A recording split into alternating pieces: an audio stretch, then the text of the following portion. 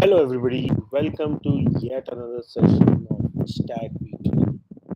Bulls, beers, and beer. Today, we will discuss what happened during the week, and also we will discuss why what is happening in the markets, and then we will move on to discuss one stock idea in the portfolio, which is Indigo Airlines. Before we start the session, we will wait for the audience to join, and hence we will wait for 2 minutes before we get it going.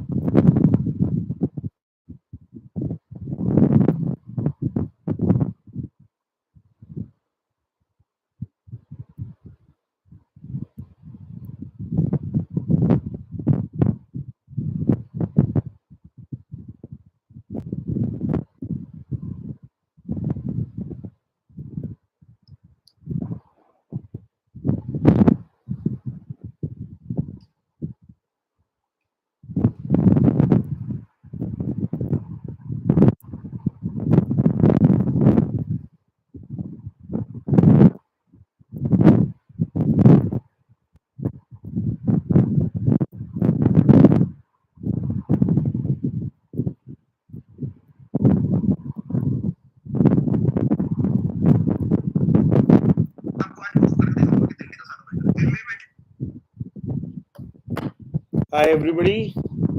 Welcome to yet another session of StaG Weekly Bulls, Beers, and Beyond. Today, we will discuss what happened in the market the last week, a couple of results which came out, what is happening across the global markets, and then we'll try and discuss one of the portfolio stocks for to understand what we see in that stock, and that stock is Indigo Airlines. Let's start with the market this week. Market this week was completely controlled by the bears, and the bulls has little to cheer. Basically driven by what is happening in the global parameter. The US bond yields are on the rise. The DXY is keep going up to the level that it has reached 1.9.5 on Friday evening. The money seems to be flowing back to risk-averse assets. I think across all equities, including the US markets, emerging markets, everybody is seeing a red tick as investors are grappling with the macro factors, especially inflation globally. The impact of that was seen in the Indian markets also. Indian markets Nifty corrected by nearly 2.5%, while BSE 500 corrected by 3.5%, implying the pain was more on mid and small caps, while the large caps also corrected. Uh, what we are seeing currently is the fact that investors are not getting the confidence on the markets globally, leading to a sell-off. Domestic investors are also, because of their losses on the current position, the traders are not making money, leading to a further sell-off. In fact, technically both Nifty and Bank Nifty closed a notch below the key support level. What it means is that The bears are completely in the grip. The shorters are continuing to be making money and hence remain bearish, while investors are waiting for some consolidation, some bounce in the market to make a comeback. It's a very tricky scenario at this point of time if you are a trader. As for the investor, I think the best thing is keep continuing to invest because broadly the earnings are pretty fine. Why I'm saying earnings are pretty fine? Because as I highlighted last week, the business update seems to be good. TCS reported, I will say, inline numbers to the lower expectation, but the commentary was good, leading I will say, a rally kind of a situation in IT sector on Friday. But Friday ended on a bad note with the non-farm payroll data coming, showing a strong economy means a higher risk to the US inflation, leading to a correction in US markets and hence GIFT City Nifty. We should probably open lower on Monday. But next week is very crucial as a few of the large caps report their numbers, and we expect them to report a better number than what they did in Q2, bringing some confidence to the investors. The current market scenario actually reminds me of situation in my favorite sports, cricket. We Indians are pretty fan of cricket. In cricket, there are times when the batsman is good, but if the conditions are bad, they need to consolidate. I think we are going through that phase where the ball is swinging, the bowlers are in control, the batsman needs to go back to the basics, and those who remain on the basics will come back, consolidate, and get a time to score their runs. We investors are those batsmen. So when the global macro is not good, we just need to trust our technique, our processes, and believe that we can come back and score when the conditions are good. So there is no point to be desperate at this point of time. There is no point in stop playing at this point of time. Just buy the time. Fundamentally, I think the market seems to be well placed. The valuations, especially in large cap, seems to be below the mean, closer to the support zone. So if earnings deliver, we will get the support. FI continue to be net seller, DI is continue to be a net buyer, which has been the case for a few months now. What will change this FI flow? Two factors. One is the global factor, which is the DSY and the bond yields, and the other is the domestic earnings. 109 plus on DXY, 4.7% on 10-year US bond yields are not sustainable. They will reverse. When? Probably, I'm not the best person to guess, but with Trump coming in on around January 20th, I think this lead up is anxiety towards that, and we will see reversals around that time. By that time, we will have a clarity on the earnings, how it is going this season, which means that if it reverses and if India's earnings are pretty good, we will see India getting a fair share of bounce. That's what we at StaG believe in. Uh, Key results, as I highlighted this week, TCS and DMART among the major ones. TCS reported, I would say, international revenue degrowth, but we're confident of because the deal wins in a seasonally weak quarter was fine, so they are confident to grow their revenue growth. Profitability remains a concern, and I think that is the way it will be in IT till there is a structural US uncertainty related to inflation and higher interest rate. DMART reported the numbers. The business update highlighted that sales growth was good. That was known, but they reported a lower margin, which means that they used the period to for a cleanup of a stocking or something of that sort to bring some demand back. What is important to highlight there is a change of CEO. How the markets will take it, we will know it over a period of time. But the incoming CEO designate is someone with a lot of experience. He was the head of Unilever Thailand and has more than nearly 3 decades of experience in consumer space. So, a right candidate for a large company like DMart. Uh, Barring these two, there were a few mid caps results which we will not like to discuss. What to expect in the coming week?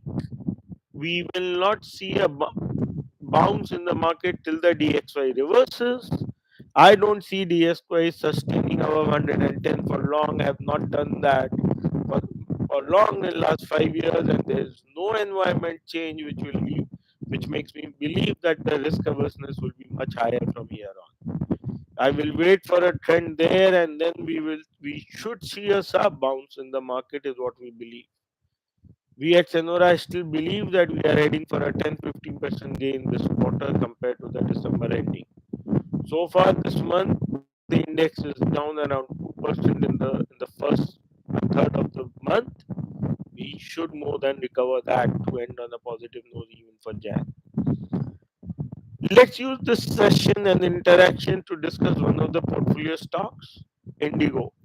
Senora has been bullish on Indigo for nearly 2 years now, and we have made fairly good amount of money because of the earnings and the re-rating we saw in the stock.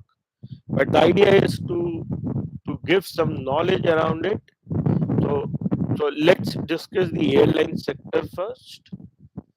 Airline in India Civil Airline is one of the top four globally. We have uh, around 157 airports that has doubled in the last decade. In terms of passenger capacity, the domestic capacity is 300 million. The international capacity is 60.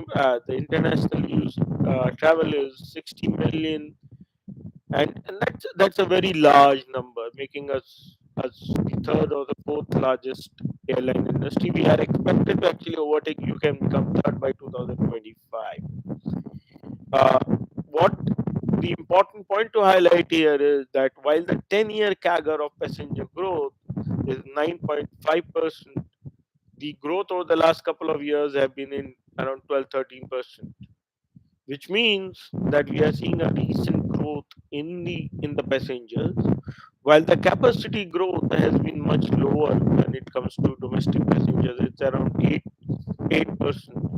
which means there's a demand supply gap, and hence airlines will continue to have pricing power, and they will hence any cost acceleration because of crude or any adverse scenario should lead to a pricing power for them, which is where we are bullish on the earnings of Indigo. Coming to cost, airline industry has two big problems. One, they are over dependence on foreign currency. While for Indigo, I will say roughly 70% of their revenue comes from domestic airlines, which is rupee dominated, while major cost of theirs, which is fuel, maintenance of aircraft contract, lease cost, everything, they kind of are in dollar denominated, which means currency depreciation is negative for them if not hedged properly, which is where hedging comes as a very important parameter for them. And Indigo has done a fairly good job by hedging their outflows and with the currency depreciation which we are seeing currently. Indigo has been adding airlines and number of aircrafts and number of routes on a yearly basis with a growth of around 10% there. Adding to that, with the pricing increase and the capacity increase, it leads to around 15 to 20% revenue growth visibility to us. If we add the operating leverage part to it, we believe that we can see a 25% earning growth within the Indigo earnings. Valuation, Indigo still trades at a very sub level when it comes to the mean valuation, whether we use DCF, whether we use PE, whether we use relative valuation. We see 5,500 to 6,000 as our target price over the next 12 months for the stock, which is implying a third of a gain from the current levels. We are bullish on it as a structural sector with the right tailwinds, with the valuation in our favor. And obviously, there is a sense of monopoly. Indigo has nearly two-thirds market share on the domestic side and has a fairly decent market share even on the international side. International, they don't make money much while they use it to acquire the domestic passengers and stuff. Indigo of late has started their blue chip membership loyalty program, which should help with getting repeat customers. As a whole, we don't see much downside in Indigo. There has been overhang of the old promoters selling stock in time to time, but that's something which has been there for last more than 2 years, and it continues to see supply twice in a year, but it gets fairly absorbed.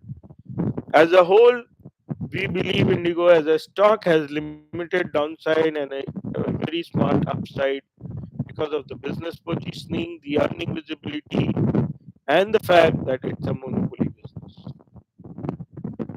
It was pleasure interacting with you guys. I will wait for a couple of minutes for any questions, if any. Else, we will see you again next week.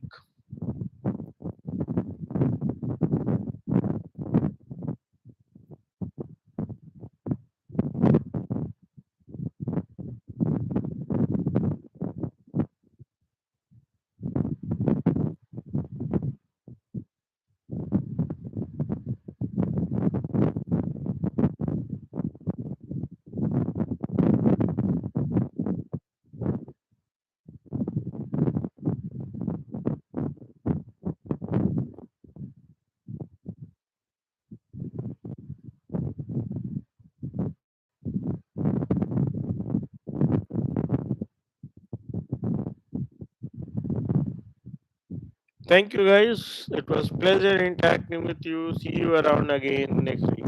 Thank you.